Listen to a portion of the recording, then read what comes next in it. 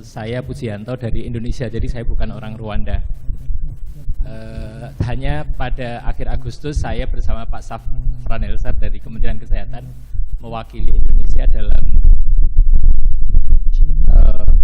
sharing knowledge di Rwanda. Sebelum berangkat saya tidak tahu kenapa dipilihnya Rwanda.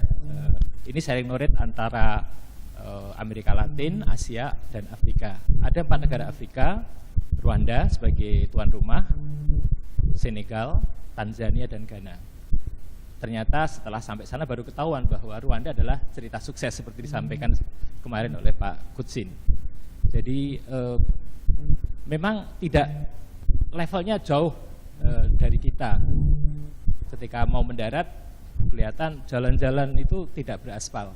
Dan ternyata ketika kunjungan lapangan juga ke distrik, jalannya bagus, kalau ke kiri kanan udah tidak beraspal.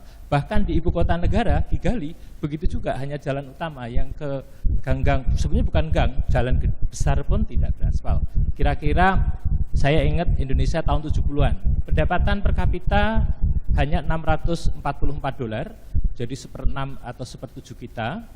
Ukuran negaranya juga kecil, hanya seluas Jawa Barat, penduduknya pun hanya 10 juta. Jadi dibandingkan kita tidak ukuran, tapi barangkali saya mendapatkan, bisa mengambil pelajaran 1-2 yang mungkin relevan dengan kita. Sistem pemerintahan sama dengan kita, sangat terdesentralisasi tapi terukur dengan kinerja. Kemudian untuk sistem asuransinya, mereka pakai Community Based Health Insurance, CBHI, karena CBHI dirancang untuk mengcover seluruh penduduk, karena hanya sekitar 5% penduduk Rwanda yang bekerja di sektor formal. Hanya sekitar 5%.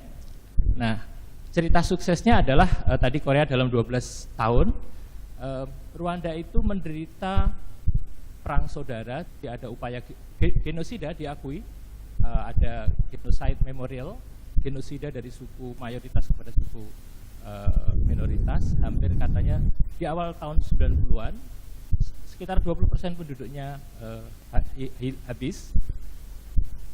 Tahun 93 selesai perang saudara itu, tahun 94 mulai dengan free care, jadi gratis pelayanan kesehatan. Tahun 96 mereka mengintroduksi user charge, jadi tarif ketika mendapatkan pelayanan. Tahun 97 diintroduksi dengan tahun 96 user charge, kemudian 97 dievaluasi, ternyata menjadi beban berat bagi rumah tangga, sehingga tahun 99 dilakukan piloting di 3 kabupaten mencakup 32 puskesmas. Jadi seluruh 3 kabupaten itu dari 30 kabupaten yang ada. Jadi Rwanda itu ada 30 kabupaten, 4 provinsi dan 1 ibu kota. Ibu kota dengan 3 kabupaten. Jadi mulai melakukan piloting itu tahun 99 di 3 kabupaten tadi. Kemudian setelah evaluasi tahun 2005 ternyata itu dianggap berhasil, dilakukan ekspansi ke seluruh 30 kabupaten yang ada dengan hanya membayar 1.000 franc Rwanda. $1 nilainya 650, jadi sekitar 15 rupiah lah 1 franc. Jadi kira-kira preminya 15.000 rupiah per orang per tahun. Kemudian pada tahun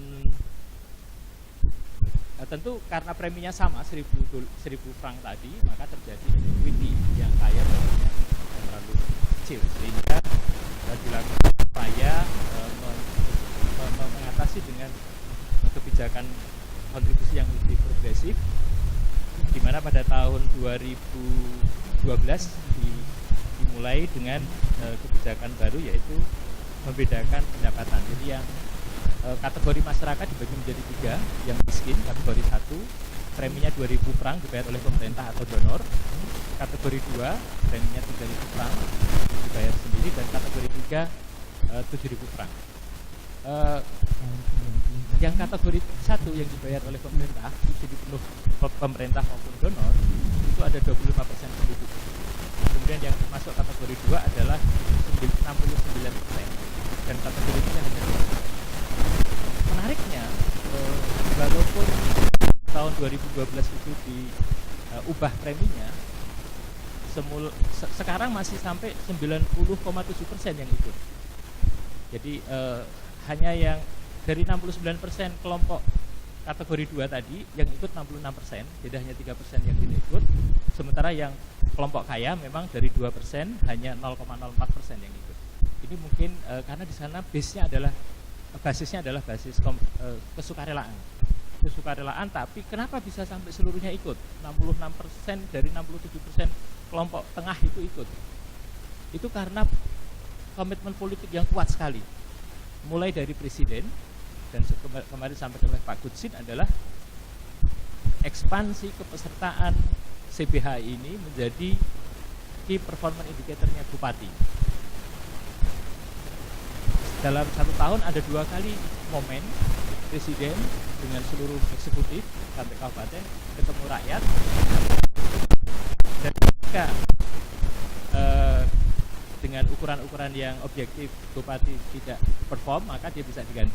Ini uniknya di sana yang mungkin bisa kita pelajari. Kita di Indonesia telah melaksanakan desentralisasi mungkin, tapi perasaan kebablasan, ya, tidak ada pertanggungjawaban. Barangkali ini beyond health ya, beyond kesehatan, mungkin bisa menjadi masukan bagi kita.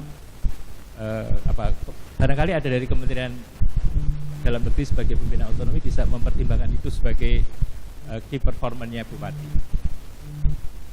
Kemudian juga kenapa bisa ekspansi dalam tempo hanya tahun 2006 ke 2012, 6 tahun bisa sampai 90%, juga adalah partisipasi dari masyarakat. Mereka mengatakan modal sosial ya, modal sosial sangat kuat. Saya tidak tahu di kita, kalau di desa saya yakin masih kita punya gotong royong ya, modal itu juga merupakan modal sosial kita. Cuma di perkotaan kita juga mempertanyakan, sebagian besar penduduk kita informal ada di desa, tapi juga sebagian besar mereka juga masuk Jamkes yang dibayar pemerintah. Jadi mereka sistemnya seperti kita ada RT RW kelurahan, jadi mereka namanya village, kemudian sel ada section. Sektor itu di kecamatan kira-kira sebanding dengan kita, karena di sektor itu ada puskesmas. Di setiap tingkatan itu village yang penduduk anggota village itu kira-kira 30 sampai 50 kepala keluarga. Kemudian sel level atasnya, masing-masing tingkatan itu dibentuk mobilization committee, komite mobilisasi yang bekerja selama 2 tahun, dipilih oleh anggota selama 2 tahun. Mereka bertugas untuk memobilisasi kepesertaan dan juga menjadi channeling untuk saluran informasi baik dari pemerintah, kemudian kesehatan untuk mempromosikan kepesertaan ini kepada anggotanya masing-masing. Peran penting lainnya adalah community health worker, semacam kader. Nah, kader ini di sana mendapatkan insentif. Yang paling besar adalah insentif kalau membernya, ibu hamilnya melahirkan di fasilitas kesehatan. Itu paling tinggi disampaikan, nilainya $10. $10 jadi 6.000 franc. Kenapa itu dilakukan? Karena memang akses pelayanan kesehatan masih terlalu rendah. Jadi memang ini sekalian untuk meningkatkan penggunaan pelayanan kesehatan untuk KIA-nya. Jadi ada 2 ya di level desa tadi, di setiap tingkatan masyarakat ada komite mobilisasi, kemudian didukung dengan community health workers. Kemudian yang di level 3-nya tadi adalah mayornya tadi, mayor, bupati ya, bupatinya lah yang merupakan key performance indikatornya.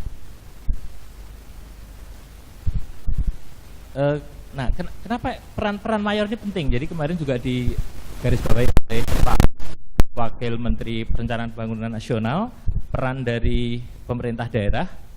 Kita tahu bahwa UUD kita akan mengamanatkan SDSN ini. Jadi tidak ada salahnya kalau karena ini adalah panduan nasional kita, guidance nasional, ya bupati juga harus mencapai itu begitu. Sehingga saya kira jadi dari masyarakat, dari bupati, dan ada satu lagi yaitu peran dari Kementerian Kesehatan yang sampai sekarang belum terasa nih, tinggal 3 bulan lagi. Jadi di sana mereka melakukan kampanye nasional 1 bulan sebelum open enrollment. Open enrollmentnya pada bulan Juni. Jadi bulan Mei mereka melakukan kampanye gencar dengan melibatkan seluruh stakeholder. Jadi ada pemimpin masyarakat, ada LSM, ada organisasi keagamaan, semua dilibatkan dalam 1 bulan itu. Saya kira demikian, Pak. Terima kasih.